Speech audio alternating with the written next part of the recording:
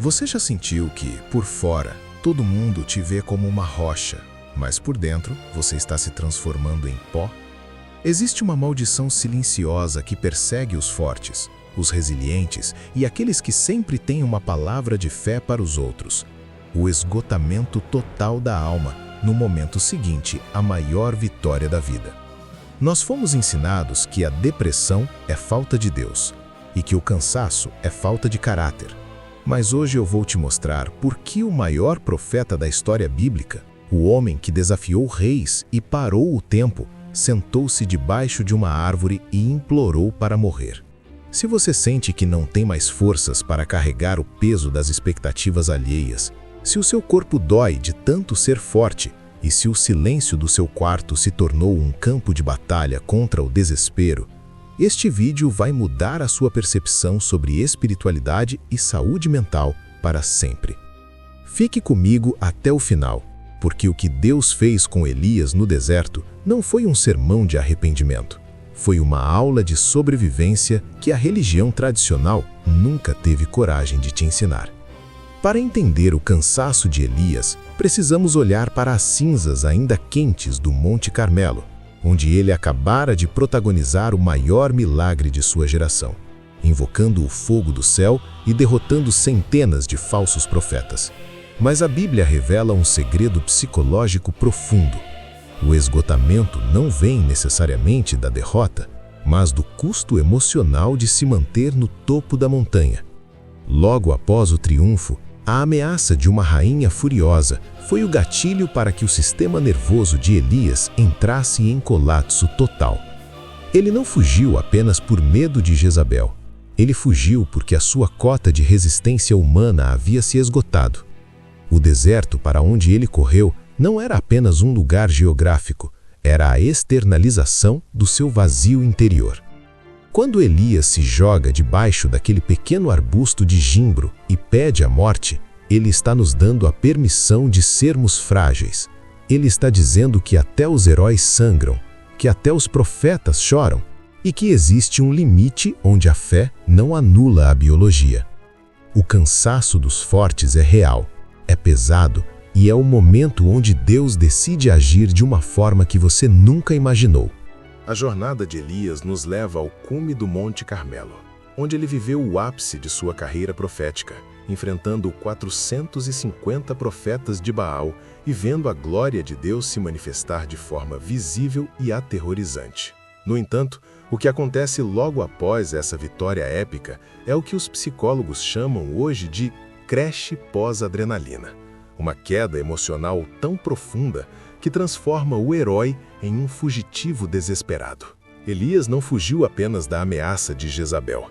Ele estava fugindo da pressão insuportável de ser o único fiel, da solidão do topo e da exaustão de uma vida dedicada a confrontar sistemas inteiros. O deserto para onde Elias correu não era apenas um lugar geográfico, era o estado de sua mente, árido, vazio e sem esperança. Quando ele se senta debaixo daquele zimbro e diz, "Basta, Senhor, toma agora a minha vida", ele está confessando um esgotamento que é comum a todos os fortes desta geração. Pessoas que cuidam de todos, mas não tem ninguém que cuide delas. Pessoas que são o porto seguro de muitos, mas que estão afundando em seu próprio mar de cansaço mental. O que torna esse relato absolutamente revolucionário para a nossa saúde mental é a forma como o Criador lida com a fragilidade de seu servo. Em um mundo em que nos exige produtividade constante e onde até o nosso cansaço é julgado como preguiça, Deus nos mostra uma pedagogia da ternura, que deveria ser o nosso padrão de cuidado. Deus não repreende Elias por sua vontade de morrer. Ele não faz uma lista dos milagres passados para tentar animá-lo e não o envia imediatamente de volta para a batalha. Em vez disso, Deus envia um anjo com um diagnóstico biológico. Elias precisava de descanso e nutrição. O toque do anjo, o pão assado nas brasas e a água fresca são a prova de que Deus entende a nossa humanidade e os limites do nosso corpo. Muitas vezes, a sua crise de fé é, na verdade, uma crise de exaustão física e mental. Deus honra o nosso corpo e reconhece que fomos feitos do pó. Ele fez Elias dormir uma vez, comer e depois dormir novamente, porque o caminho era longo demais para ele. A gestão do cansaço, segundo o céu, começa pelo reconhecimento de que não somos máquinas de guerra espirituais, mas vasos de barro que precisam de descanso, de pausa e de silêncio. Antes de Elias ouvir a voz de Deus, ele precisou sentir o toque do cuidado físico de Deus.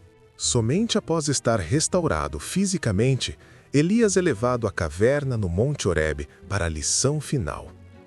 Deus demonstra sua soberania através de um vento impetuoso, de um terremoto e de um fogo devastador. Mas o texto faz questão de dizer que Deus não estava em nenhum desses eventos barulhentos. Deus se revelou em uma brisa suave, em um murmúrio de silêncio. Para uma geração como a nossa, viciada em barulho, em produtividade tóxica e em espetáculos espirituais, Elias nos ensina que o descanso real é onde a voz mansa de Deus pode finalmente ser ouvida. O cansaço nos impede de ouvir a direção correta, mas o descanso abre os nossos ouvidos para o sussurro que diz: ainda tenho planos para você. Elias não foi aposentado por causa de sua fraqueza, ele foi recalibrado. Ele saiu daquela montanha com novos nomes para ungir e um sucessor para treinar. O deserto não foi o fim de Elias, foi o lugar onde ele descobriu que a força de Deus não se manifesta na nossa perfeição, mas na nossa capacidade de admitir que precisamos parar.